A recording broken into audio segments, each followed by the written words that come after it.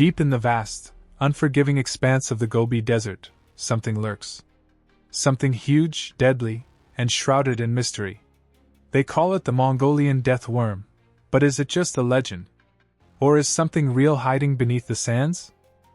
I'm Jack, and on this channel, we explore the world's biggest mysteries, the things that make you question what's real and what's not. And today, we're heading to one of the most remote and inhospitable places on Earth, the Gobi Desert, to hunt for a creature of nightmare, the Mongolian Death Worm. Is this a genuine, undiscovered animal? A clever hoax? Or something even stranger? We'll examine the eyewitness accounts, the scientific possibilities, and the cultural context of this terrifying legend. Real or fake? Let's find out. The Mongolian Death Worm, or olgoi-khorkhoi as it's known locally, is a cryptid, a creature whose existence is rumored but not scientifically proven. Descriptions vary, but it's generally said to be a large, worm-like creature, between 2 and 5 feet long, thick-bodied, and bright red in color. It's supposedly capable of spitting a corrosive venom and delivering a lethal electric shock. Some accounts even claim it can kill from a distance, without any physical contact. These are terrifying claims, but where do they come from? The legend of the death worm is deeply rooted in Mongolian folklore. Nomadic herders who live in the southern Gobi Desert have passed down stories of this creature for generations. They describe it as inhabiting the most desolate and arid regions of the desert, surfacing only during the hottest months of the year, and often after rain. It's considered a creature of ill omen, and its very name inspires fear. But is there any evidence beyond these traditional stories? Western interest in the death worm was sparked in the early 20th century by American paleontologist Roy Chapman Andrews, who mentioned the creature in his 1926 book, On the Trail of Ancient Man. Andrews, who led several expeditions to the Gobi Desert in search of dinosaur fossils, didn't claim to have seen the worm himself, but he recounted stories he'd heard from Mongolian officials and locals. He wrote that the creature was said to live in the most arid, sandy regions of the western Gobi, and that none of those present ever had seen the creature, but they all firmly believed in its existence and described it minutely. Despite numerous expeditions to the Gobi Desert specifically to search for the death worm, no concrete evidence of its existence has ever been found. Cryptozoologists, those who study hidden or legendary animals, have investigated the creature, but their efforts have yielded only anecdotal accounts and unverified reports.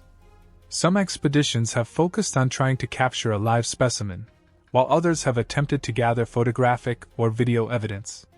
All have failed. This lack of physical proof leads many scientists to dismiss the death worm as a myth, a product of folklore and misidentification. So, what could people be seeing, if not a giant venomous worm? One possibility is misidentification of known animals. The Gobi Desert is home to several species of snakes, including the venomous sand boa. While not as large or red as the death worm, a startled sand boa, seen briefly and perhaps exaggerated in the retelling, could be mistaken for something more monstrous. Another possibility is a legless lizard, or even a large, unknown species of reptile. However, no known reptile matches the death worm's described abilities.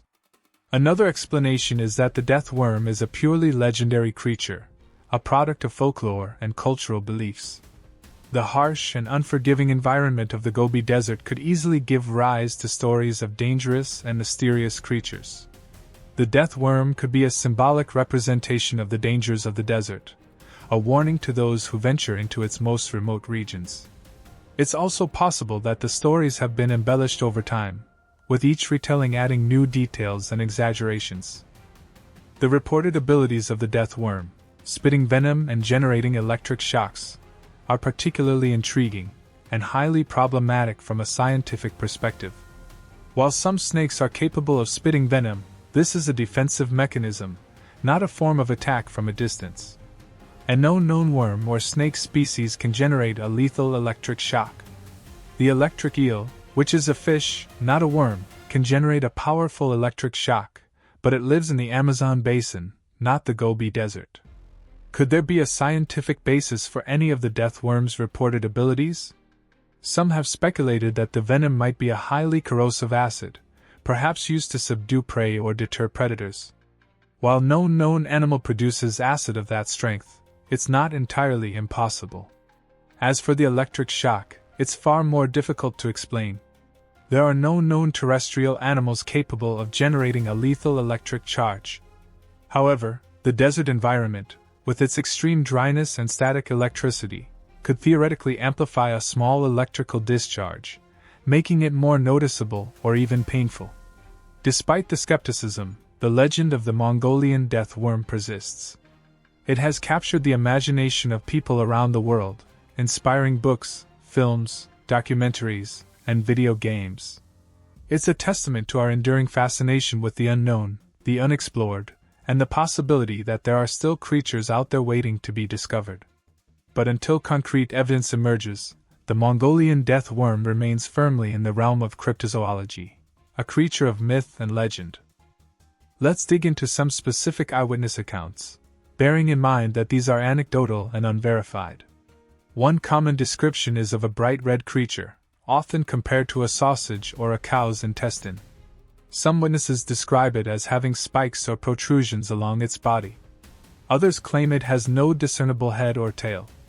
The size estimates range from 2 to 5 feet, although some reports claim it can be even larger.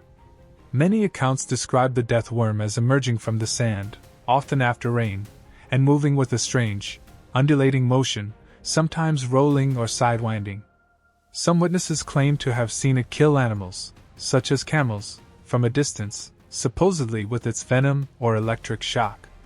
Others report a strong, unpleasant odor associated with the creature. However, it's crucial to remember that these are anecdotal reports, and there's no way to verify their accuracy. One interesting aspect of the death worm legend is its connection to local beliefs and traditions.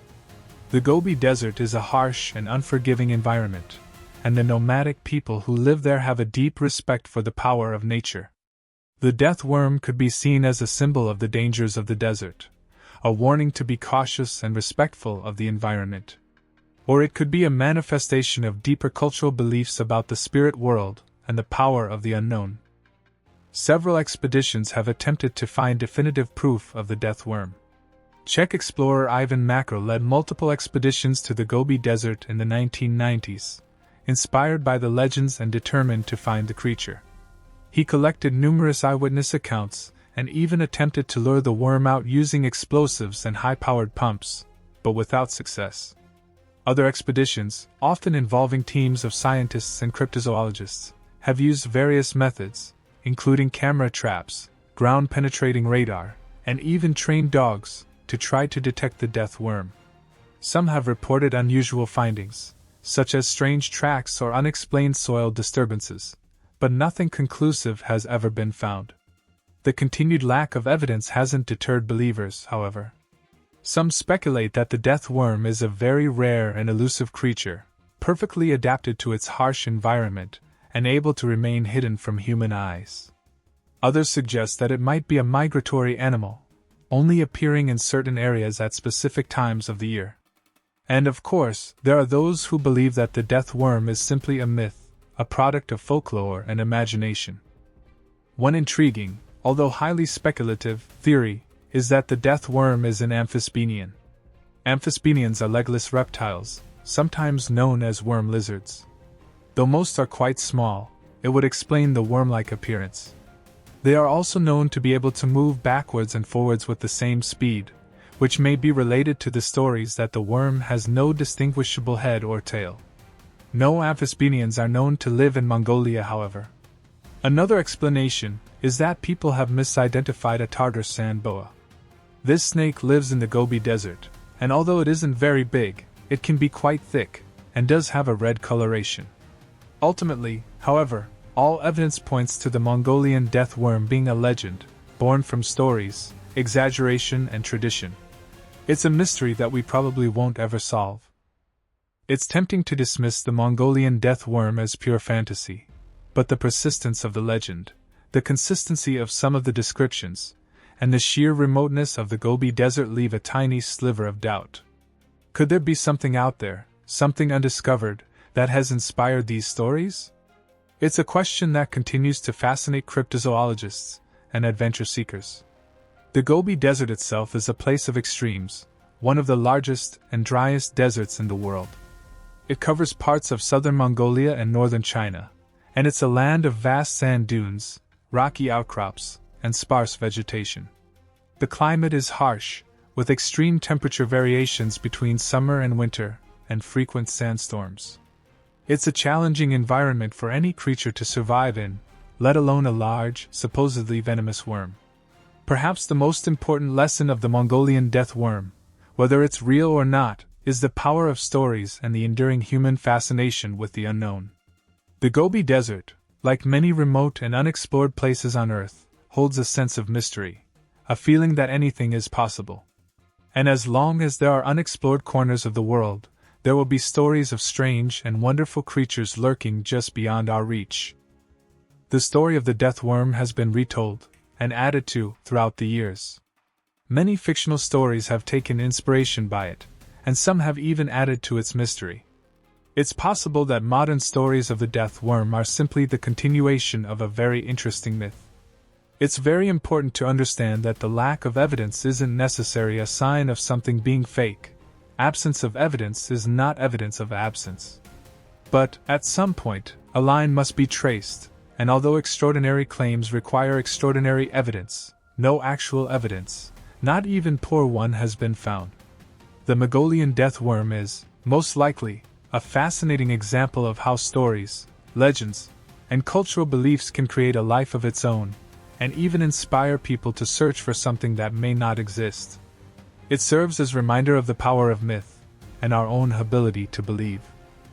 The search for cryptids, animals with little to no evidence, is a constant reminder that even if most will never be discovered, and some may not even exist, our planet is vast and unexplored. The search for knowledge is, itself, a reward. And the possibility of discovering new creatures is very real. For many, the line between a cryptid and a new animal is evidence, and although it is a very blurry line, it's the only one we have, and we must respect, and keep studying the world and understanding the truth, not accepting mere theories, claims, and hoaxes as evidence.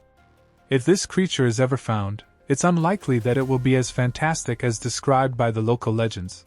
But even if it is just a new species of reptile, it will be a great discovery, and show us that our planet is not yet fully explored.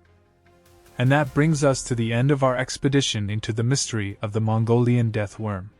We've explored the legends, the eyewitness accounts, the possible explanations, and the cultural context.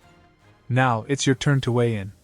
Do you believe the death worm is a real, undiscovered creature? A case of mistaken identity? Or a pure product of folklore and imagination? Let me know your thoughts in the comments. I'm always eager to hear your theories. And, as always, let's keep the discussion respectful and open-minded. If you enjoyed this video, and you're fascinated by cryptids, mysteries, and the unexplained, then please subscribe to the channel. Hit that notification bell so you won't miss our future explorations. Give this video a thumbs up, it really helps the channel grow. And share it with your friends. Who knows, maybe you'll spark their interest in the world of cryptozoology. Until next time, stay curious, keep exploring, and remember, there are always more mysteries out there, waiting to be uncovered.